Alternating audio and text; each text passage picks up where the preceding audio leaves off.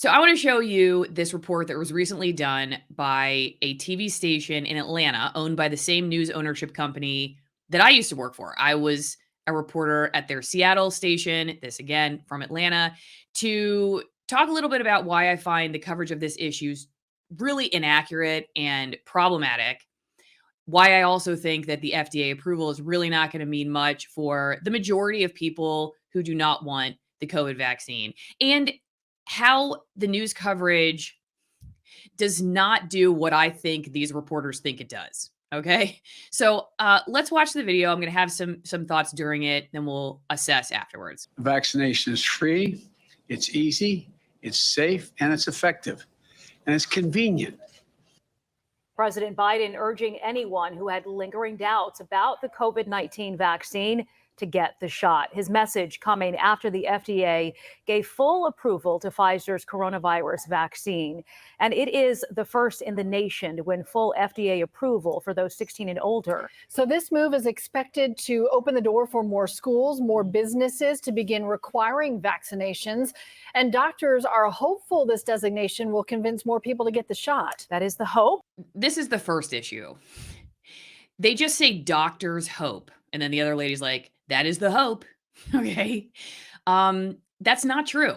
And that's one of my biggest pet peeves with the coverage of COVID in general is the oversimplification and the presentation of this homogenous view towards both the disease itself, towards the methods taken to stop transmission, like lockdowns, like masks, a lack of debate allowed in regards to the vaccines.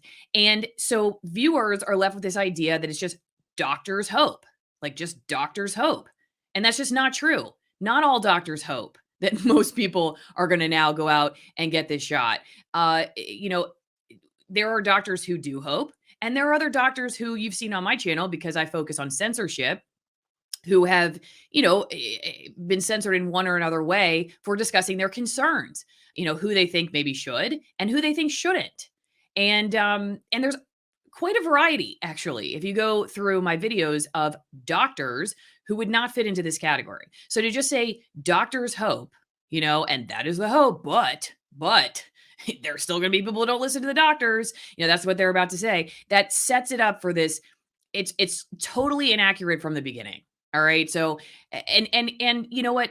I'm just going to interject real fast. This thought of mine that I've been chewing on, over the last few months, as I've been watching how mainstream news stations have been covering, TV stations and print outlets and digital outlets have been covering this, and how this really has aggravated the tribalism. I have seen people, in TikTok videos saying they just hate people who won't do this and they hate people who won't do that. And they're just so enraged. It's like, do you think that this helps that, to understand that there's a variety of thought among doctors and scientists about this issue? If you don't allow for the nuances of a particular issue to be discussed, that's exactly how you would expect the public to react. They just think that people are anti-science, totally moronic, Trump voters. You're going to see that in a second. Just can't get with the program and want to kill everybody. And it's just getting repeated, especially the government talking points in that regard. It just gets repeated by the news stations when it's like, no, there are actually plenty of doctors and scientists out there who have dissenting opinions on this. But when Doug Richards traveled to a North Georgia county today with an exceptionally low vaccination rate, he found that even the FDA full approval may not be enough to change people's minds. COVID vaccines have been a hard sell for health officials here in Heard County, which is southwest of Atlanta on the Alabama line. What do you think about the vaccine? I'm not getting it. I am anti-vaccine. I've just heard a lot of things on it. They just say, I'm just anti-vaccine. I'm just anti-vaccine. I just hate vaccines. Okay. Again, that's how this is oversimplified and set up, as if people who are just anti-vaccine are just not getting it. There are plenty of people I hear from on a daily basis, including doctors and scientists, who would in a million years never be characterized as anti-vaccine. If you've seen videos of Michael Yaden, who's the former VP of Pfizer, who's concerned about these vaccines, to call that guy anti-vaccine would be literally insane. Okay. But that's how this gets set up. I'm just anti-vaccine. Heard County has the lowest rate of COVID vaccination in North Georgia. It hadn't been out long enough to be approved, so The I don't agree FDA with approved one of them today, though. they did. I still ain't gonna take it. I don't agree with the way it come about, and I'm just not gonna take it. Nothing. Okay. She just doesn't agree with the way it came out, but no explanation as to why or, what, was it rushed? Was it not rushed? Could that be in this story? I don't know. Look, do doctors think it was? Let's keep watching. Nothing will change my mind. I'm not getting it. Are you going to get it? Or have you got it? Oh, gosh, yes. Yeah. Nothing's going to change my mind. All right. So basically, no, they're setting that up like no science would change my mind. I don't care what they show me. I'm totally obstinate. I don't care. I don't want to know. Versus the reporter then who you hear say, oh gosh, yeah, of course I'm going to get the vaccine. What? I'm sorry. If I was the managing editor there's no way in a million years I would have allowed that soundbite from the reporter to be in that piece. I'm shocked, honestly. Well, gosh, yeah, of course I am. Okay, well, are you kidding me? Are you kidding me? Of course I'm getting it. Does that make you a little bit concerned about the person's ability to report objectively on this issue? I don't know. Just throwing that out there. State data shows 50% of eligible Georgians statewide have gotten at least one dose of the COVID vaccine. Heard County is roughly half that. 26% have gotten one dose here. Compare that with Fayette, 2 counties to the east, where 54% of residents have gotten one dose. Heard County's public health office offers vaccines in an office near downtown. It stayed very quiet while we visited. I don't believe, some people say it's the devil, mark of the beast and all that. I don't believe in that. It's not that. It's just that for me, it's not right for me. Do you think the approval today will change any minds in Heard County? Probably a few at least. Just not yours. Definitely not mine. Let me tell you a little bit about MOS. Okay, that's what this is. Man on the street, and it used to be like my least favorite thing ever to do because it's just it's shooting darts in a barrel, right? Or fish, or whatever they say. It's just whatever you catch, you catch. It's not like a scientific sampling of what people think. It's just whoever's walking out of the grocery store at the time. They may be the best person to articulate. They may be the worst person to articulate a certain position. But they just happen to walk out of the store when you showed up and you've got 10 minutes to get a soundbite because you got to get your story on air. And this guy traveled pretty far. Obviously, it looks like he's not live. He's taped. So, I'm envisioning they go get their like 4 or 5 MOSs. They're like, good. We got a person who said I'm anti-vax. We got a person who said mark of the beast. Yep. You know what? I think we covered it. I think we covered the angles. He puts his stand up together. They send it in. Editing on the road or whatever else, and it's done. Before we get to the rest of this video analysis, don't forget there are 2 great ways to support my channel and have a great glass of wine or great cup of coffee while you watch. Go to AllisonWinePromo.com, Allison with 1L winepromo.com. You can check out my favorite Argentinian Malbecs. You get 50% off the wine itself and 50% off shipping. They have just added new wines to the pairing. So if you got my last 3, check out these new ones. The unoaked Malbec from 8,600 feet from Argentina's oldest vineyard, more than 200 years old, or you can get the never before imported 90-point Malbec here. There are only 9,000 bottles made, and it is not available anywhere else in the U.S. Or if you like coffee, don't forget to wake up and watch my videos with twinenginecoffee.com/Allison, twinenginecoffee.com/Allison. They've got a wide variety of different roasts. I prefer dark roasts, so I like the Cuban, but I've tried a bunch of them and they're all really good, frankly. Just depends on what you like. And I'm about to try their tea, which is actually made from coffee fruit, but I have not tried it yet. If you're interested in that, though, definitely check it out. I've got the tumbler, keeps things hot or cold, however you like to drink them while you watch my videos. So again, support free speech and have a great cup of coffee or a great glass of wine while you do so. Surveys have shown that white male Republicans are among those most skeptical about the vaccine. In Heard County, voters in 2020 went 84% for Donald Trump. Listen, Michael Tracy did a great job of talking about this. He went through multiple counties in the United States that show that there are certain counties in the US with high Trump votership and high vaccination rates and like vaccination rates of around 30% in certain counties that went for Biden. And and dispelled this narrative that keeps getting shoved at us that it's just, conservative white people that don't want to get the vaccine. I know a ton of progressives. I watch people on YouTube. It's not hard to find that content of people who not, and it's not even just like political affiliation, but like I said, again, it makes it sound like it's a political thing when actually, again, to go back to the medicine and science, remember, we started this newscast by saying that doctors hope. So it's like, see, they set it up like science hopes and then politics ruins it. Do you see that? Like it's like science hopes and politics ruins it. That's just inaccurate. I don't know specifically about the survey he's talking about. Again, it's just another one of those things like survey say, instead of like a survey done by this group at this time so you can see the accuracy of it or whatever. It's just like survey show.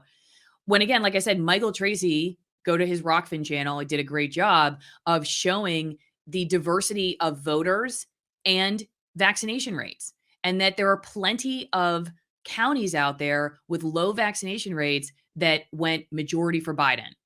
Okay. And it's just not that simple. But once again, this is what we're left with. If you make it sound like it's just a political thing, then you set it up like, well, everybody should, hate Trump voters, or everybody should hate, those kind of people. Because if they just weren't those kind of people, they wouldn't be so stupid and they would do this. To set it up like that and to divide people over this, it's starting to get really dangerous, in my opinion. Okay. Secondly, they're also some of the leading voices for speech suppression. Mainstream journalists are, on the front lines of deciding what is disinformation and rallying for like big tech companies to suppress it. And that's also really problematic because you know what? Hey, even if you are the most pro COVID vaccine person on the face of the earth, I can assure you that these efforts at suppressing people who ask questions or have dissenting views is not getting you what you think it's getting you in changing the skeptic's mind. If you really want to understand one reason why I don't think the FDA approval is going to mean that much for the majority of people who don't want the vaccine, you can look at the fact that the federal government does not have a perfect track record for approving things and then nothing going wrong afterwards. Okay. And so if you're concerned about the FDA being the gold standard on things that are safe for your body, then it's not going to mean that much. And you know what? That doesn't mean you live in a bunker. Okay. That's the way, again, this is often set up. That's why I say Jim Bob versus the vaccine. It's just like some guy, he lives out behind a tree, uses an outhouse, probably doesn't have electricity, has tons of firearms. And, and then it's like the doctors. Okay. The doctors and the scientists versus that guy. That's how it's often set up, and it's just totally inaccurate. There are real valid reasons why people would be concerned about government approval process, okay? And not even when it's sped through, in a normal time frame. And so I'm going to share a personal story, not to, again, not to encourage or dissuade medical decisions in one way or another, to just give people an understanding of why there is skepticism in the first place and why it's not just related to voting for Trump. Okay. So this is my personal story. When I was in my early 20s, I was running a lot. Okay. And my body weight dropped. My weight dropped below what was a healthy weight. And I was having some medical issues related to that. And I went to my doctor, and my doctor who, I loved my doctor. She was great. But she didn't say, hey, Allison, you should start eating more. What she did was she put me on the birth control patch. Okay. Ortho Evra, okay, was the name of it. And within a few months of being put on the birth control patch, I had multiple uterine polyps that developed, which had to be surgically removed and sent to pathology to see if they were cancerous. Soon after, this news comes out. J&J, Johnson & Johnson, pays out $68.7 million to settle birth control suits. I'll read you a little bit of it. Johnson & Johnson has paid out more than $68 million to settle hundreds of lawsuits by women who allege they have been harmed by the company's contraceptive patch, Ortho Evra. It has been reported. Documents obtained and reviewed by Bloomberg News detail that the drug giant spent at least $68.7 million settling lawsuits claiming Ortho-Evra caused blood clots, heart attacks, and stroke. The patch has also been linked to the deaths of 20 women, while studies have shown the patch doubles the risk of blood clots compared to the pill. According to the documents, J&J did not go to trial, but rather settled the suits privately and failed to release the financial details to investors. Ortho-Evra was first launched in 2002, but in 2005, the U.S. Food and Drug Administration added new warnings to the patch's label, indicating that higher doses of estrogens were delivered via the patch than traditional contraceptives, which might increase the risk of side effects, such as blood clots and strokes. The warning label was further strengthened in 2006 and again this year. The prescribing information now warns that women are exposed to 60% higher levels of estrogen than other contraceptives. About 4,000 complaints have been filed against the company, alleging Johnson & Johnson failed to investigate the safety of the drug properly and deceive the public about the severity of the side effects. Now, they don't mention uterine polyps here as a potential side effect, but I don't know. I was a healthy person. No history of that kind of stuff. And months after being put on this, I had issues. I had to have surgery. Okay. Is it fair for somebody like me then to look at the FDA and say, I'm not totally sure what I think about your approval process? Because see, if you read to the end of this, it says the FDA is currently reviewing a petition to ban the patch. And again, shows that they added new warnings to the label, all that stuff after, it was out on the market for several years. It is experiences like the one I had in my early 20s that have left me open and curious to hearing the variety of thoughts that people have. Because I know when mainline narratives can go wrong.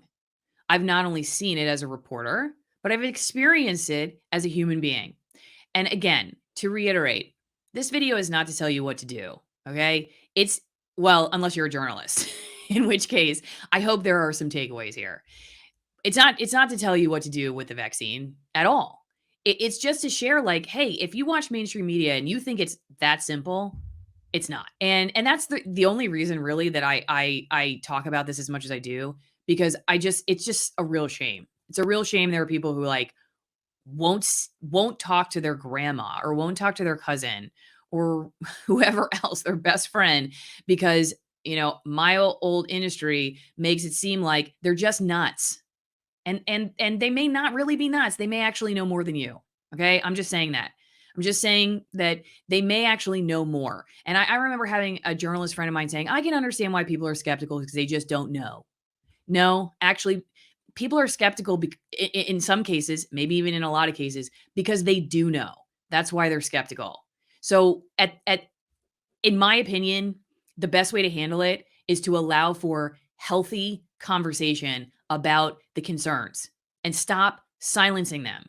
Have a healthy conversation about the concerns, put the doctors together who have different opinions about it, let them flush it out, and let's have a real conversation. If you like this video, don't forget to check out exclusive content on my other platforms. The links are in the description, where there are also links for how you can support my work.